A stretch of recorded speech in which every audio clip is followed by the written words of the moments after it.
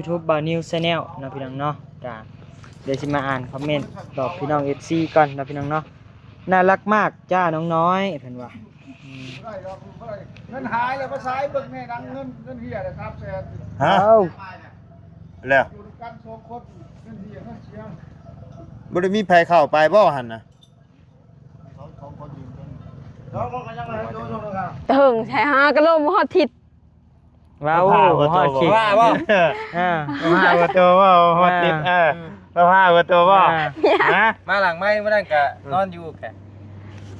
แล้วเยอะอะไร ท้องได้ไปสองเทื่อแล้ว เออ แต่พอเสียเทื่อนี่ ลองบ่ไหวหั่นแหละพี่น้อ อื ง ม เพราะว่าแม่เราอยากได้แสนนึง โอ้ยมันก็บ่ฮอดดอก พันเอาเลย บ่ฮอดบ่บัด บ่ก็จริงมันก็บ่ฮอดขนาดนั้นดอก แต่ว่าอยากได้นี่ฮะ ผู้มันมักเด้ บัตรที่เฮาเลยว่าแสนหนึ่งบ่มีรุด บัดที่น้องนิ้วเขาว่าแสนนึงบ่รุด อืม บ่ดุย เอ้าเฮากันยังบ่ทันได้เป็นหยังกันเฮ้ยก็เป็นก็เจ้าว่าอายหักน้องหักกันดิเฮายังบ่ทันได้ว่าเป็นผู้บ่าวผู้สาว ไอ้ว่าเป็นผู้บ่าว อันนี้บ่ ให้บ่าว น้องฮักบ่ เออก็หัก คือว่าตอนนั้นตกลงปลงใจว่าสิคบกัน ก็ได้บ่ ให้คลิปไว้เลยวะ ในคลิปบ่ยาวฮะ มีหลักฐานไหม ก็มันโดนมันผ่านแต่ละเด็ดตอนนะคุณ อ้าวก็ต อันนี้มันก็มาปัจจุบันแล้วเด้ จักไม่ได้ เจ้าบ่ฮักบ่จักเจ้าสิล้มเพื่อหยังว่าประมาณนี้แหละ อยู่ใกล้ๆกันอยู่ติดกันเลยกับนาอ้าย โอ้โหอยู่ คือดึงน้องเราอยู่นี่ ลูกลุงก่อน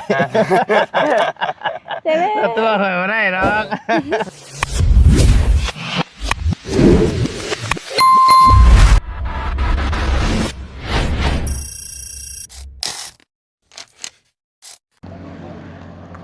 พี่น้องเอ้ยฮ่าโตพี่น้องเอ้ยเนาะกะเอาพี่น้องเอ้ยก่อนอื่นนั่นกะสบายดีเด้อน้องน้อยเบาไล่พี่น้องเอ้ยเนาะสบายดีพี่น้องเอ้ยจักเพิ่นเว้าหยังการชองเสียนี่ ย่องกับตัวนี้ได้ ฮะดึงออกแก้รถ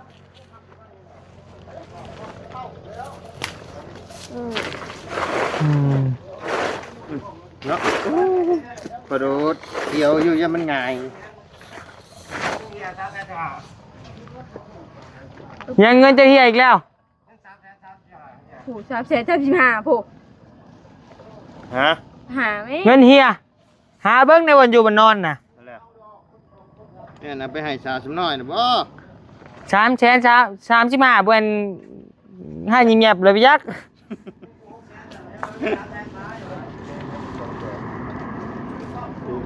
อืมสบายดีเด้อสิลุยงานเลยบ่ ไปเบิ่งตลาดเฮ็ด โอ้ไปหาชื่อเฮ็ดอื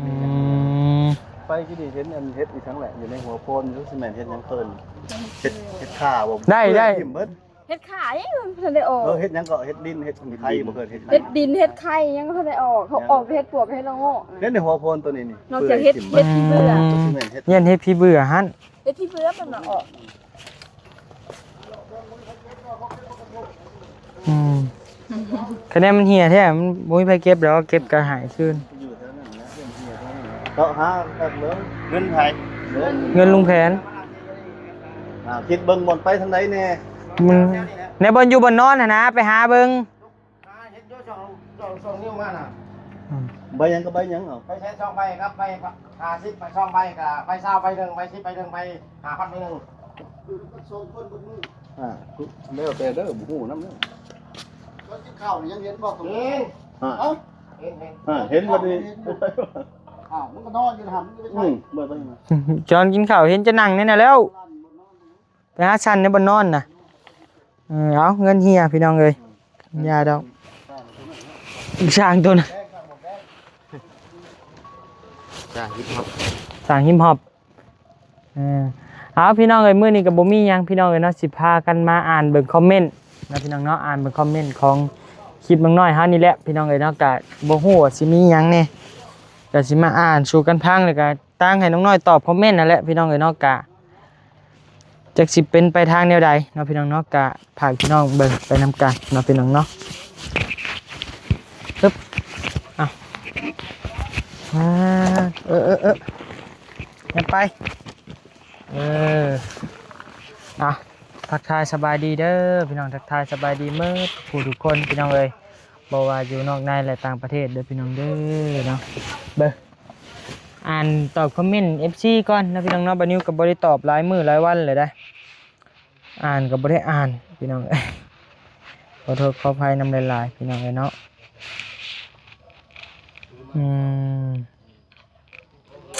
เอาตัวนี้แหละยอดวิว9,000เนาะพี่น้องเนาะคอมเมนต์75คอมเมนต์เบิ่งพี่น้องเอ้ยต้องคลิปน้องน้อยไปหาเฮ็ดเด้อพี่น้องเด้อไปหาเฮ็ดมาฝากพ่อปู่ว่าซั่นต้องทักทายสบายดีว่าซั่นมื้อนี้ก็พิเศษบ่ไล่มาพี่น้องเนาะบ่ไล่มานั่งนำ กับ พี่น้อง 2 มื้อเด้เพิ่น สองมื้อแหละพิเศษใส่ไข่พี่น้องเอ้ย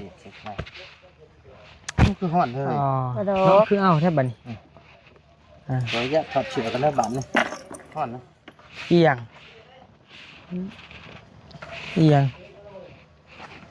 อีหยังนี่น้อยอ่านดู จักเลยเนี่ย น้องน้อยน่ารักมากม โอ้กระเป๋าก็ขาดแล้วบัด เอ้า นี้ เอ้า นะได้ ดึงพิมพ์ เบายาวช่ำได้เอาให้นี่นะ กระเป๋าบ่ยาวบ่ แม่น ไปเสื้อเสียก่อนทางนี้จ้ะที่ห้าง หายบาดครับ ดึง เขา พิ ยั ม ง พ์ ดึงอยู่ที่ได้พายบ่ เอ้าขาด เขายังซื้อกระเป๋าหน่วยละ100,000ใช่1,000กีบไปขาดเลย เบายาวเอาให้อันนี้กะเบายาวเพิ่น ขาดอะบ่ไร ฮะ สิฮอดมือได้นี่กะ ขาดแล้ว เนี่ย ทนเลยกระเป๋านี่นะน้องเลยเพราะ เพิ่ ว่าน อยู่ เป็นกระเป๋ามาแต่ต่างประเทศแน่นี่ โด โอ้เนาะ แต่ว่า สายไปก่อนแล้ว ใช้ไปโอ้ได้ปีได้อยู่น้ำบ่อยาวกะ โดย แต่ดนเลย เสื้ออยู่ตัวน่ะแต่ตัวนี้ตียังบ่ฮอด2 เดือนซ้ำ มันบ่ทนกระเป๋าอยู่พี่ขาดไปแล้ว สมราคาเลยหน่วยละ100,000 บ่อยาวเพิ่นได้หน่วยใหม่แต่เพิ่นก็เลยยกหน่วยนี่ให้สี่เวทเลย หักพายแต่มันแบบ มันเข้ากับเฮาดีหั่นนะ มันบ่ใหญ่บ่น้อยเนาะ บ่ใหญ่แต่ก็บ่น้อยพอดีงามนะพี่น้อง โดย ฝนตกก็บ่ได้ช็อตเด้นี่น่ะ มันเป็นหนัง แม่น นางแท้เด้นางแท้หรือนางปลอม พร้อม นางปลอมอยู่แต่เกรดดีเนาะ แม่นเกรดดี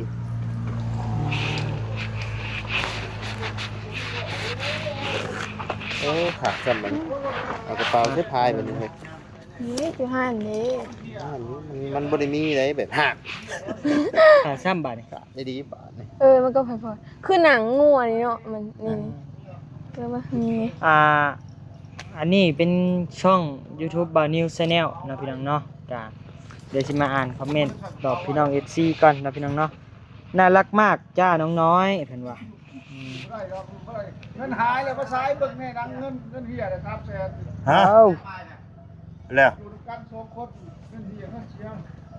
บ่ได้มีไผเข้าไปบ่หั่นน่ะ สองคนก็ยังไม่ให้ดูชมเลยครับไม่มาเขาอีกมา บ่ยาว อืม ลูกไผหาเห็ดให้พ่อปู่คือสิบ่มีหยังคอมเมนต์เนาะพี่น้องเนาะมาแล้วบ่ บ่ยาวสุรอเอ้ย เอายาวสุดแล้ว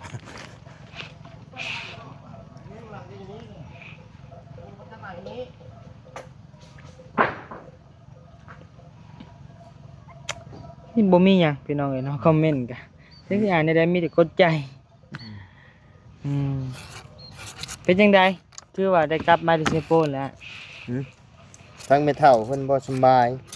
ก็เลยลงมาก่อน ดอมื้อนี้บ่บี้อยู่ไสเด้นั่น สายฟ้าเพิ่นจะปกติก็อยู่สายฟ้าพุ่นแหละ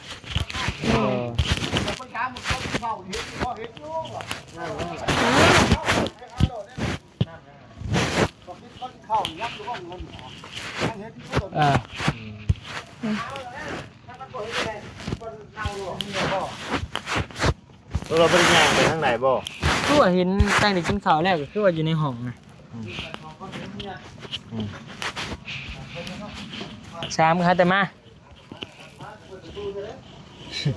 มึงบ้าเด้อเฮาบ่ได้ย่างเข้าไปเด้อแถวนะไปยืนกินนางเข้มอยู่หากับอ้ายเราอยู่หา แม่นเลย บ่ได้ย่างเข้าไปได้ แล้วก็กลับออกมานี้หน่อย แม่นเลยบ่ได้เข้าใช่ไหมนะครับ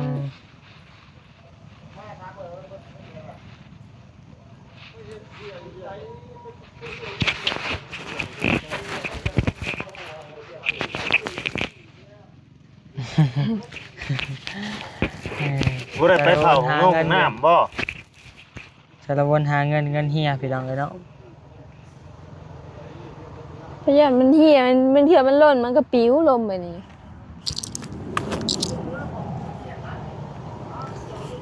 บ่ยาวมาพี่นามาถ่ายคลิปน้ำแน่โหจะคว่ำเว้าเลยนี่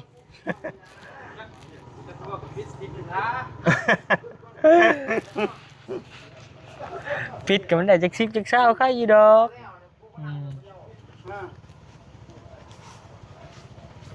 พี่น้องเอ้ยมาได้ใช่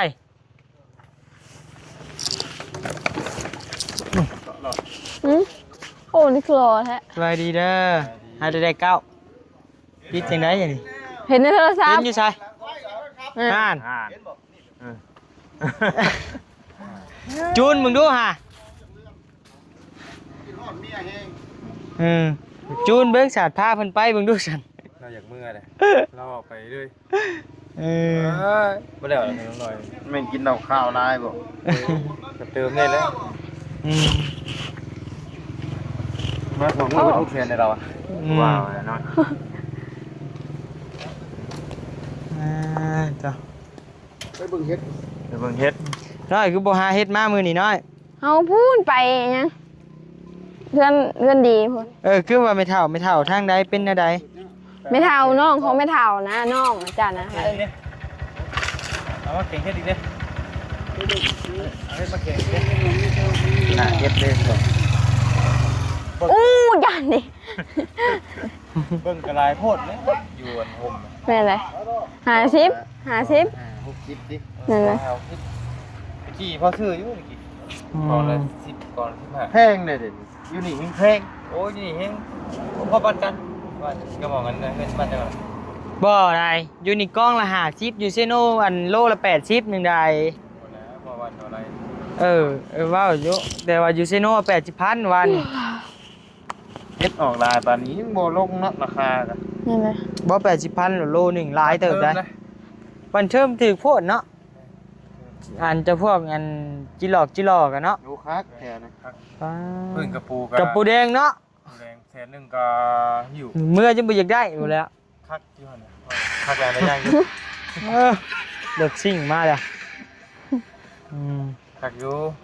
กันผิดปวกทำอะไร เด้อ คักอยู่เนาะ แม่น เฮ็ดปวกก็มีบ่เฮาบ่ทันตอนน่ะ ก็มีเบิดเลยเห็ดปวกกระปูแดงเนาะคักบ่คักไปทางเขานะข่อย เพื่อนโพดติ โอ้ยามนี่ยัง กะยานนี่แหละ เด้ถึงว่ายามนี่ยัง ยามนี่แหละเฮ็ดเฮือนเพิ่นเนาะเฮ็ดเฮือนน้องพรน้องพันธุ์เนาะ คักอยู่นี่เป็นถึกๆนะเป็นเห็ดปวกกะแสนเดียวอะแม่ตู้มันมาให้นะแล้วว่า70,000แม่70,000เหรอ แต่ลูกที่ให้ทำลูกที่ให้แม่งกับเราอะพวกเบิ่งบัตรน้อยบัตรเลยบัตรไปเปิดออกมาเป็นหลอกจูมดิเอา มีแต่จุ่มๆติ เดี๋ยวมื่อให้ไปเท่าเบิ่งไปเท่า หายยังอ่ะ บ่มันบ่เย็นก่อน เย็นเด้ ตัวนี้เย็นได้เย็นอยู่ได้ไอ้หยัง เย็นเด้อ่านให้เขาฟังไง ฮะ อ่านให้เขาฟังไง อันนี้มลินดา มาลินดา น้อยแบบ8สี่ รับชีได้ดินี่ คาโคคาร่า บิ๊กแพนต้า แฟนต้าบ่สีเขียวเป็นแฟนต้าบ่ โอ้สามมะกอกก็ได้ หากมาฮอดบ่ แม่น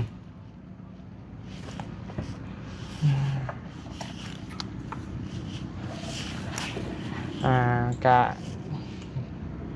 จักสิเว้าเรื่องหยังกันพี่น้องเอ้ยเว้ากันคู่มื้อเลยหมดแนวเว้าเลย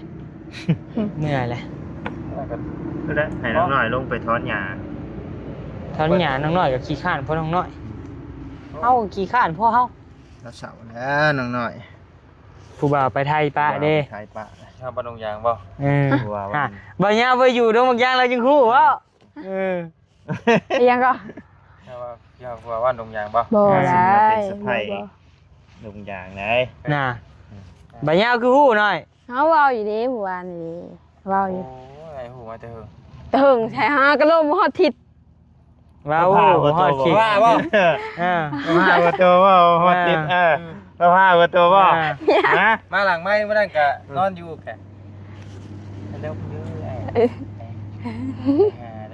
ได้ อะไร ร้องได้ไปสองเทื่อแล้ว เออ แต่พอเสียจักเทื่อนี่ค่อยบู๊ตัวนี้ บ่ฮู้ไปช่องเที่ยวดิ เฮ้ย เขามีเนาะเขามี มีบ่ อ่าย อมรับบ่ ยอมรับว่ามีบ่ เข้าไปหาเต่งบ่เข้าไปหาเงินเต่งบ่ เขาจะพากันแต่ง ใช่เปล่ากินนี่บ่เอา อ่า อ๋อยังบ่ฮู้แต่ว่าเฮาลมไปก่อน จังได๋ขาดองเงินพ่อแล้ววะ บ่ย่านสิสู่ขลองบ่ไหวหั่นแหละพี่น้อง อืม เพราะว่าแม่เราอยากได้แสนนึง โอ้มันก็บ่ฮอดดอก พันเอาเลย บ่ฮอดบ่บัด บ่ก็จริงมันก็บ่ฮอดขนาดนั้นดอก แต่ว่าอยากได้นี่ฮะ ผู้มันมักเด้ บัตรที่เฮาหรือว่าแสนหนึ่งบ่มีรุด บัดที่น้องนิ้วเขาว่าแสนนึงบ่รุด อืม บ่ดุย อ้าว บัตรผู้นี้หรือว่าบ่ฮอดดอกว่าซั่น อ๋อก็มันฮอดก็ดีคือกัน เฮ็ดได้คนของใจเนาะ อืม รออยู่คนถึกใจ คนถึกใจ บ่มี ดึง ค่ะ ไปดึงมาปิ๊บเข้าตาโอ้ยน้อง ชื่อ อืม บ่มีคำว่าแพง แถมลูกพ่อ อ่านพร้อมบ่ บ่เว้ยเนาะว่าไปมีดอก เรือ บึ้ เอ๊ะ บ่ก็มันก็เนี่ยบ่อยากให้ฮู้ก็อย่าแท็กกันซะเนาะอันนี้ไปแท็กกันได้อืม เอาเห็นก็เสียใจเลยดิ เสียใจแล้วเอาเนาะมาหาคู่มือว่า คู่มือในใส่ อ้ายนี่มาหาตัวคู่มือ โอ้เอ้าเฮากันยังบ่ทันได้เป็นหยังกันเฮ้ยก็เป็นก็เจ้าว่าอายหักน้องหักกันดิเฮายังบ่ทันได้ว่าเป็นผู้บ่าวผู้สาวกัน ไอ้ว่าเป็นผู้บ่าว อันนี้บ่ ให้บ่าว น้องฮักบ่ ก็หัก คือว่าตอนนั้นตกลงปลงใจว่าสิคบกัน ก็ได้บ่ ในคลิปมันเหรอวะ ในคลิปบ่ยาวฮะมีหลักฐานไหม ก็มันโดนมันผ่านแต่ละเด็ดแต่ตอนนะคุณ อ้าวก็ต อันนี้มันก็มาปัจจุบันเลยดิ จักไม่ได้หมอนี่ มีแต่พี่น้องว่าบ่นิวบ่มักน้องน้อยน้องน้อยยังไปเอาแฟนอันป้าบ่นิวอีก เอาก็ว่านี่บ่มักเนาะ บ่มักจังได๋ลมมันกับ บ่ ผู้บ่าว บ่ เป็นปีเลยเนาะ เนาะ เออ บ่ฮักจะคิดลมเป็นหยัง บ่ฮักสิลมเห็นหยัง ลมหยัง กันเจ้าบ่ฮักจักสิ ลมคือหยัง จักได้เนี่ย เพลงกันไอ้เมฆขึ้นมาเลยในหัวกับเบาเตียงคันเจ้าบ่ฮักบ่จักเจ้าสิลมเพื่อหยังว่าประมาณนี้แหละ อยู่ใกล้ๆกันอยู่ติดกันเลยกับนาอ้าย โอ้โหอยู่ เป็นลูกน้องเราอยู่นี่เนี่ย ลูกลุงก่อน เจ๊เว้ย ตัวข่อยบ่ได้ดอก เออได้นังน้อยมึงว่าดิ ลูกลุง เอาสิตายยังเอาผู้บ่าว จัก ผู้ แม่ สาน ว บัดนี้ ฮู้ก็ฮู้แล้วบ่ได้บ่า ที่ว่าวันนั้นกับมักคาราบัต อ่า เพิ่นว่าในคลิปข่อยว่าเพิ่นบ่มีได้ข่อยว่า บ่มีว่าในคลิปให้ เว้า บ่มี ดีๆได้บ่ะ ข่อยฮู้เว้ย เดี๋ เดี๋ ย ยว ว นี้ นี้ ได้บัดนี้ย่านผู้บ่าวหายบัดมาเฉลยอยู่คลิปบ่าวนิวบัดนี่ คลิปเจ้ากับเสลยคือกัน เฉลยเนาะ ในรถดิ มีแล้วเพิ่นน่ะ นี่เจ๋งโยยาอะไรอ่ะ ใจ ใช้ เย็นบ่ ไผ ยัง ไผให้ไผได้ดิ เจ้า ไผมาเจาะ บ่นี่เด้อ แล้วเฮ็ดอะไรซะทำใจแล้วน้องเอ้ยเขามีแหละ เขามีได้จ้ะเงินก็สิทุบทิ้งก่อน ถูกบ่ ทุบบ่ได้เลยบ่ให้เงินเฮา บ่ได้เนาะอย่าแล้วเฮ็ดอะไรซะ เนาะให้เพิ่นเลยยังสิอยู่ต้องทำผู้ใหญ่เรียนแล้วเนาะ ซอยบางคนแหละนี่ ช่วยบางคนช่วยอยากเอาเป็นเมียบ่ บ่ได้พี่เอาเขา เออ หน่อย อืม ไอ้น้องหัวนิ้วนี่ โยุ่ยคนมันเสียใจแล้ว เนาะเพิ่นมาจากห้างเนาะ หน้ามืดตามัวเลย เออ สาราหนูหลอกลงไทยอยู่แล้ว อืม มีแต่ว่าเขาดอก หมูชาติ เราบ่มักเพิ่นก็บ่เอาแล้วเนาะ แม่นเลย บอกเลยบางเทื่อก็คุยกันเพิ่นอยากมาเองก็มีเลย เอ้า ชูซี่อยากมาเนาะ แม่น เขาข่อยดีน่ะโทรมาหาข่อยกูมื้อ อยากมาหาน้องน้อยป่ะ บ่อยากมาหาสาวญี่ปุ่น ลายโยเขาก็มีลายโย แล้วก็โทรตื้อพร้อมนะเพราะว่าสิบ่คิดนี่แล้วก็สิอยู่ในผ้าเหลืองพร้อมนะ อยู่ในผ้าเลี้ยงพ่ออีก กำลังสิบวชแต่กำลังสิซิกกำลัง กำลัง สิ สิซิก โอ้ขอนหูแล้วเป็นไผ ใครอยู่ขันกำลังสิซิก อ้าวโห หูแล้ว อยู่ต่างประเทศบ่เออ เฮาก็มีอยู่เขาเจ้าแชทมาตอนนั้น แล้วก็จะฝากเครื่องฝากของมาให้เขาบ่ครับสมบ่รับนะ วังผลเนาะ บ่เขาเลยเคยมานะครับด้วยใจ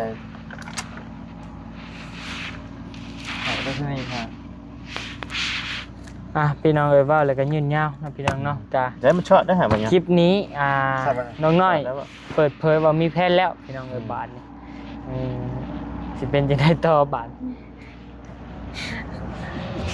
มีหรือไม่มี อืม เออ บ้าดัง มี เออ เฮาก็ ได้หน่อยคือมาเปิดเผยได้นี่หน่อย เอามา แต่ เปิด กี้ เผย คือว่าบ่ เลย มี เอาตะกี้เด้ เอาแต่มีอย่างงี้เนาะ แม่น ดีแล้วแหละตัวนี้ เนาะเฮากับผู้สาว เออ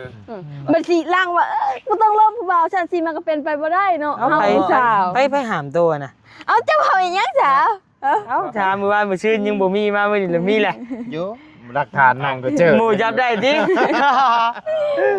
เนาะมันก็ คุลมคืนนี่กี่พิษไผ เนาะ